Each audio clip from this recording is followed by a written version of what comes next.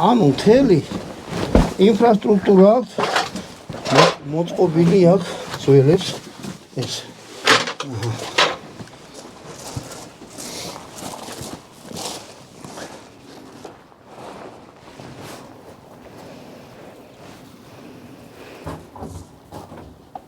ხილათ ვანო მარცხი არ განიცადო.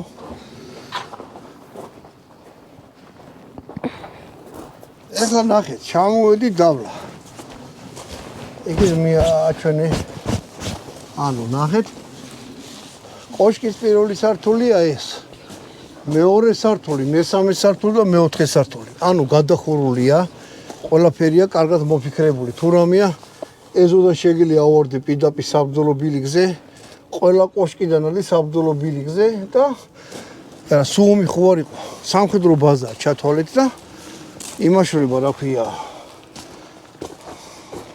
თვითონ ხალხი რო ყოფილიყო და ეცხოვროთ. შეგით იმხელ ადგილია, რავი, შეგიძლია რაღაცა და ბოსტანი ქონდა ჩელება ან რაღაცა. იმიტომ ხალხი ცხოვრობდა, აბანო ქონდათ მოწყობილი, ტუალეტები იყო. აი ეს რა არის, ამა? პატარა შელება და რაღაცა ყობათ აქვს. აქ ბუხარიც არის. აქ კიდევ ერთი ოთახია, სადაც ძველებული ხმლები და რაღაცები და სად აბა? აი, წინსახით და ნახოთ. როგორ? ეს პლასტიკია საუზინე დავაების დროს ვაკეთდა. შვენიერი ადგილია. ამოვნახოთ აქ რა არის. მაინც ფარანი მოიტანოს.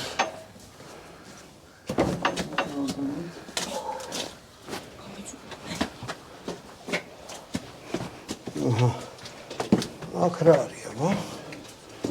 აქაც კოშკის პირველი სართული. ამას უფრო კეთილ მოწყობილია, ბუხარია, ხა? უფრო თანამედროვე რაღაცა. დენი გაუყვანიათ, ბუხარი მოუშენებიათ. აქ მილისიაც იყო. რაღაცა საცხოვრებელი რაღაცა რა. გარეთ ცივა, მაგრამ რო შემოვედი, შიგნიდან ისეა მოგუდული, ხო სით მოიზრო, მუდმივი არაფერი არ დანთებული. რაღაცა თანამედროვე ელემენტები არის. აქ დედათა მონასტერი იყო.